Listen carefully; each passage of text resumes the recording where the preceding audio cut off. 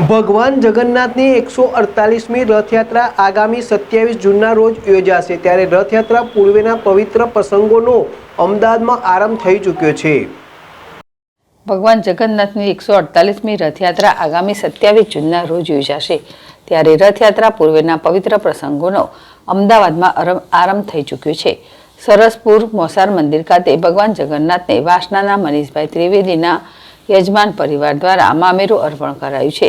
આ અલૌકિક મામેરાના દર્શન માટે મોટી સંખ્યામાં ભક્તો ઉમટી પડ્યા હતા અને ભજન તથા જય રણછોડના નાદ સાથે સમગ્ર વાતાવરણ ભક્તિમય બની ગયું હતું। ભગવાન જગન્નાથજી માટે ખાસ ફૂલોની ડિઝાઇન સુંદર ગુલાબી અને નેવી બ્લુ રંગના વાઘા તૈયાર કરાયા છે। આ ઉપરાંત સોના ચાંદીના અલૌકિક આભૂષણ પણ ભગવાનને અર્પણ કરાયા છે।